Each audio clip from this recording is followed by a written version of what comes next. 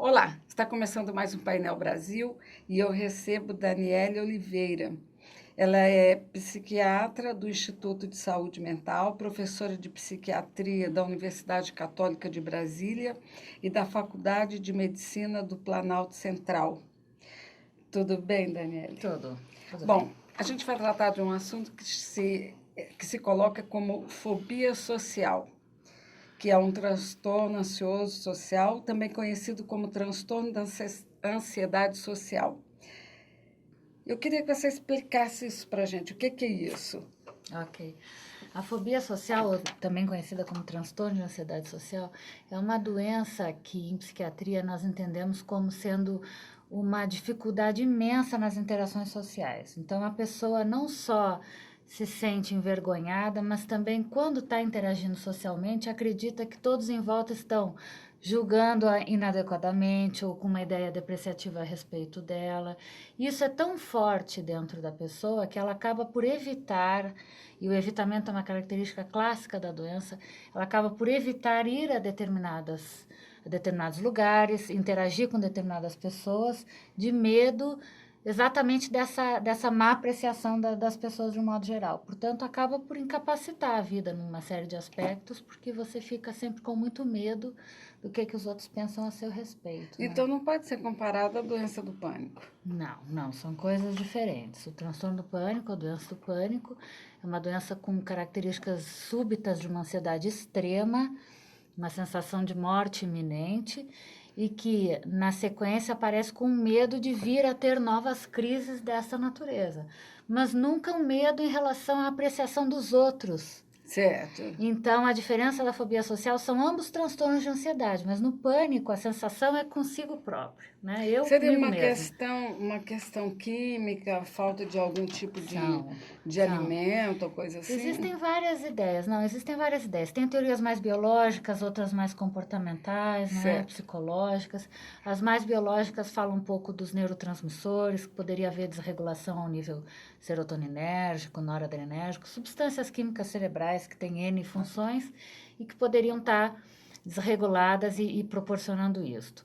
As teorias mais comportamentais falam de, enfim, aprendizados, vivências mais negativas no que diz respeito à interação social desde muito cedo na vida, ou até experiências paternas mais negativas.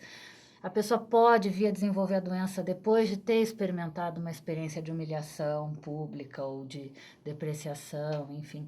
Há vários modelos teóricos e a gente vai tentando adequá-los de acordo com o paciente, porque as pessoas são diferentes entre si e em cada uma delas parece que um modelo se adapta melhor do que o outro e isso é assim que a gente estabelece o tratamento. Aham. No caso, assim, a doença do pânico, ela pode vir a qualquer idade. E esse outro transtorno, essa outra astrafobia social, a pessoa já desenvolve desde criança ou é como a síndrome do pânico? Tem duas apresentações. Ou é uma coisa que vem desde mais cedo na vida, começa com a tal da timidez, né? Certo. Que a gente tem dificuldade em definir, e depois aparece mais, de uma forma mais evidente no início da idade adulta. Mas o chato dessa história é que os pacientes vão nos procurar no consultório 10, 15 anos depois de iniciarem os sintomas. E aí já tem N complicações, o que me faz me sentir muito feliz de estar aqui podendo conversar com você sobre esse tema, porque é um tema pouco falado e que eu acho que pode vir, essa entrevista pode vir ajudar algumas pessoas que estão se sentindo assim e não sabem nem o que é, nem o que fazer. Enfim, então, às vezes vem já desde a infância e vai acompanhando e no início da idade adulta se manifesta, ou então pode aparecer com características mais fortes nos adultos, mas nunca numa fase mais tardia da vida, porque isso é Uhum. uma coisa que acompanha normalmente os indivíduos, Certo. não é? Na maioria das vezes vem desde a infância já. É, aí, no caso, existe a síndrome do pânico em crianças? Assim, O pânico em crianças pode existir, a aham, fobia social em crianças também. certo. E normalmente nas crianças o que a gente observa é assim, é recusa escolar, não quer interagir com os pares, com os colegas de sala. Mas aí é uma questão bastante mais delicada, porque a gente tem que poder avaliar outros contextos, quando estamos falando de crianças. Mas normalmente é aquela timidez excessiva que se torna patológica, não é uma timidez que você consegue enfrentar. Então, as crianças têm mesmo dificuldade de desempenho por não conseguirem avançar nas suas atividades, não é? A fobia social pode ser considerada uma forma exagerada de timidez? Eu diria ou há uma diferença entre a timidez ou uma coisa, quando a pessoa é tímida, ela tem essa fobia social? Pois é, não há um consenso na literatura científica sobre isso, até que pontos a timidez seria um lado de um espectro e a fobia social o outro lado, no que diz respeito à gravidade. Não é um contínuo de pessoas menos tímidas até mais tímidas até se tornarem fóbicas. Por um lado, parece haver essa tendência. Por outro, alguns autores não querem aceitar muito essa definição, porque a timidez é um traço da personalidade, uma característica nossa, e que não é patológica. Certo. Né? As pessoas podem ser tímidas, mas enfrentam a sua timidez com mais ou menos dificuldade, mas isso não chega a trazer incapacidade. Enquanto que na fobia social, isso realmente repercute negativamente no desempenho social, profissional, a pessoas que não assumem determinados cargos mais elevados, por exemplo, em empresas, porque tem que falar em público e não conseguem. Ou, enfim, há N situações que fazem da fobia social algo realmente patológico e que merece observação e tratamento, ao passo que a timidez é algo que pode ser mais bem trabalhado com apoio de pessoas próximas ou até a própria pessoa que enfrente a sua timidez. Né? E no caso dessa fobia social, que tipo de tratamento a pessoa pode acessar? Pois é, também existem diversas abordagens terapêuticas. As duas mais evidentes e que têm mais dados de literatura que nos garantem eficácia é a abordagem farmacológica e a psicoterapia. A psicoterapia é chamada psicoterapia cognitivo-comportamental. É esta forma de psicoterapia que está documentada como algo eficaz no tratamento da fobia social, que consiste nada mais nada menos do que ir aos poucos trabalhando a pessoa, algumas distorções cognitivas que ela tenha, e aos poucos ir enfrentando as situações das quais ela tem muito medo. Mas sempre num caráter de exposição gradual, não é? E com um preparo prévio. Já a farmacoterapia consiste ou de tratamentos com ansiolíticos, o que até hoje em dia já não é mais muito preconizado, ou então os clássicos inibidores de recaptação de serotonina, que são os fármacos falados hoje em dia como antidepressivos, mas que têm N efeitos ansiolíticos e então também são prescritos com muitos bons resultados. Mas também você pode adquirir a serotonina através do exercício físico. Você pode melhorar bastante os níveis de neurotransmissores, não só o serotoninérgico, as vias, mas isso, para tratar uma doença como a fobia social, não é o suficiente. É um tratamento adjuvante, muito bem-vindo e que faz bem para uma série de coisas, mas por si só não vai resolver os problemas de fobia social. O que eu penso que de fato faz a diferença é associar uma farmacoterapia com a psicoterapia para que o indivíduo então possa ter uma performance melhor. Pelo que eu entendi, Daniele, a pessoa ela não tem que ter acontecido ao longo da vida dela nenhum tipo de impacto negativo para que ela tenha a fobia social. Não é obrigatório. Pode acontecer, mas não é obrigatório. Algumas pessoas nunca tiveram nenhuma má experiência social que justifique os sintomas. Que coisa. Mas é uma desregulação biológica neuroendócrina mesmo. Que coisa interessante, quer dizer, realmente é uma coisa que eu mesmo não tinha conhecimento. Francamente, é o primeiro contato que tenho e acho bem interessante, porque normalmente as pessoas estão numa situação totalmente desconfortável e há uma tendência de se jogar pela criação que a pessoa teve, pelo círculo familiar, esse tipo de coisa, e de repente pode não ter nada disso. Pois é sempre muito difícil tentar procurar explicações, porque são doenças multifatoriais. As doenças psiquiátricas são multifatoriais. A gente tem muita dificuldade em pôr mais peso aqui ou mais peso ali. E eu penso que isso também não ajuda a resolver a questão. O mais importante é a pessoa reconhecer os sintomas ou os familiares e entender que isso pode ser tratado e pode ser muito bem melhorado, o que modificaria o curso da vida daquela pessoa. Com certeza. E hoje em dia não é bem o que acontece. Hoje em dia, quando a gente recebe os pacientes e faz o diagnóstico, já recebe com as complicações da doença, que são depressões, às vezes até graves, com risco de suicídio, abuso e uso indiscriminado de substâncias, lícitas ou ilícitas, que as pessoas aprendem desde cedo a usar para tentar controlar os sintomas e poder se apresentar socialmente. E então, quando nós recebemos os pacientes, eles já estão com essas coisas todas em volta deles. Não é a doença mais pura, o que complica mais o tratamento e o prognóstico. Portanto, trabalhos como o seu são interessantes nesse sentido, para que as pessoas fiquem atentas para entender que quanto mais cedo se trabalha, melhor é. Melhor vai ser o curso de vida daquela pessoa. E qual é o exame feito para detectar essa fobia social? O diagnóstico da fobia social é um diagnóstico clínico, baseado em alguns critérios que nós usamos, seja os da Organização Mundial de Saúde ou da Associação Americana de Psiquiatria. Portanto, é uma entrevista médica, psiquiátrica, uma entrevista clínica.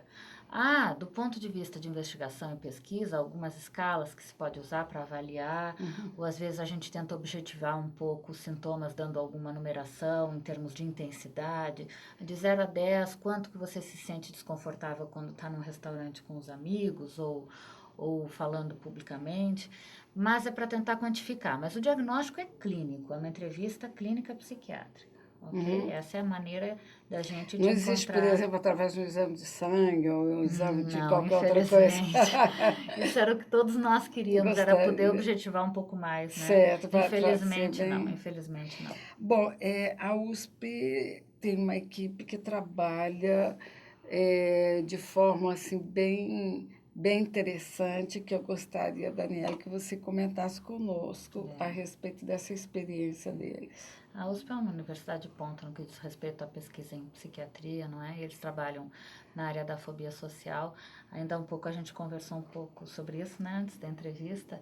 Eles têm algumas técnicas e vão desenvolvendo algumas modalidades de tratamento que vêm da linha comportamental, do tratamento da psicoterapia comportamental, que seria tentar recriar alguns cenários que são traumáticos, difíceis para a pessoa enfrentar num ambiente artificial. Então, a pessoa está lá vivendo aquilo que mais incomoda, sem que ela esteja necessariamente exposta à sociedade. E isso é uma base do tratamento para tentar ajudar a depois enfrentar lá fora de uma maneira mais simples. Mas com algumas técnicas, algumas coisas mais tecnológicas, o tal do óculos, que a pessoa poderia viver a cena, interagir. Mas são coisas ainda de caráter experimental, não é? Ainda experimental. Infelizmente não temos isso para trabalhar do ponto de vista clínico, não. Na fobia social, qual assim é a característica mais forte que você já percebe como psiquiatra que se trata de uma fobia social? O que é mais marcante? Se existe um traço forte para detectar essa fobia social? Eu acho que o traço mais marcante é essa timidez excessiva, que é patológica, e o evitamento que a pessoa tem das situações sociais. Só que é uma doença que passa muito desapercebida, porque a pessoa diz, eu não vou porque eu não gosto. Entendi. E aí passa por aí, eu não gosto de lugares, restaurantes, assim, não me sinto bem. Então, a gente muitas vezes não tem como perceber, num contato menos profissional, de paciente para médico, do que se trata realmente. Mas eu diria que toda pessoa que estiver precisando beber alguma coisa alcoólica para ter algum desempenho, usar algum calmante para poder participar de uma entrevista aqui com você, ou que sinta que não consegue ter esse determinado desempenho, se não tiver o uso de alguma substância, essa pessoa tem que ter um sinal de alerta ligado. Alguma coisa não está bem. Porque não é propriamente uma coisa confortável você estar exposto ao julgamento dos outros, mas também você não pode ficar na dependência de ter que tomar algo para poder fazer. Então, do ponto de vista da população, eu acho que esse é um sinal interessante de se observar. Porque a pessoa vai se medicando, e são medicamentos que dão tolerância, a pessoa vai precisando de doses cada vez maiores. E aí, quando vê, está dependente de algum calmante, está dependente de álcool, enfim, N coisas. Portanto, acho que esse é um aspecto que se poderia observar melhor nas Agora, pessoas. como última pergunta, a fobia social, você acha que pode acarretar numa insatisfação tal que essas pessoas possam, num dado momento, reagir de forma agressiva, como a gente tem visto em alguns casos em escolas, principalmente, em que chega lá a pessoa que é tipo antissocial e ela simplesmente mata as pessoas, se mata. Você acha que essa fobia, ela também teria essa característica ou não tem nada a ver? Não, ainda falei sobre isso hoje de manhã com os alunos lá na faculdade. A gente tem que ter cuidado com a terminologia, porque o transtorno de personalidade antissocial, que é o chamado vulgarmente psicopata, é um sujeito contra a sociedade, é um sujeito que vai atacar os aspectos sociais porque ele foge às regras, ele não quer regras, ele quer exatamente atacar. E o indivíduo fóbico social, ele é asocial. São prefixos diferentes, ele não é antissocial. Ele tem muito desejo em ter mais contato social e convívio, mas ele não consegue devido à ansiedade. Ao passo que o sujeito que tem um transtorno de personalidade antissocial, ele quer arrebentar com tudo mesmo. A história dele é outra. Tá. São outras questões, de natureza completamente diferente. Portanto, não há nada que nos faça pensar que um indivíduo com fobia social possa ter comportamentos agressivos. A menos que ele esteja sob efeito de alguma substância. E aquela velha história. Mas não é o caso, não é uma coisa que se costuma observar. Certo. E o antissocial é uma coisa, o fóbico social é outra. Outra bastante coisa, distinto. bem diferente. Bastante distinto. Bom, a gente está terminando a nossa entrevista. Se você achasse interessante colocar alguma coisa que a gente não tenha falado, fique à vontade. Não, eu acho ótimo. Eu queria agradecer a oportunidade. Eu acho muito bom podermos falar sobre essas coisas, porque são doenças que passam desapercebidas. As pessoas sofrem bastante, sofrem caladas, sozinhas. E a gente tem que poder perder um pouco esse estigma que as doenças mentais têm e entender que são doenças como outras quaisquer e que tem tratamento, que tem uma recuperação boa e que fazem bastante diferença na vida das pessoas. Portanto, quanto mais abertamente pudermos falar sobre isso, melhor. E esse espaço como o seu é um espaço brilhante para isso. Muito obrigada. Muito grata. Daniela, a gente às vezes vê uma pessoa com a perna quebrada e todo mundo corre para ajudar aquela pessoa. E, de repente, uma pessoa que tem esse tipo de comportamento, que dói tanto quanto, elas são totalmente avaliadas sobre um prisma preconceituoso. Acaba acontecendo até o que elas não querem que aconteça, o que elas temem muito que aconteça, né?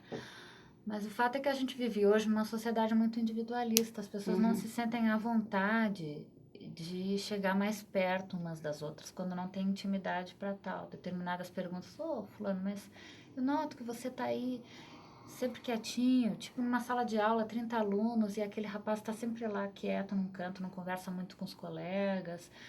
As pessoas não se sentem confortáveis de ir lá. E aí, como é que você tá? Tá tudo bem? Você anda tão quieto? Isso não se faz. A gente já não tem mais essa vontade, assim, digamos, em sociedade. O que é uma pena, porque é sabido que quanto mais a gente interage, melhor a gente vive. O ser humano não é um ser isolado, Com é certeza. Um ser social. Então, bom, obrigada. Obrigada a você. Foi ótima entrevista, adorei. Obrigada.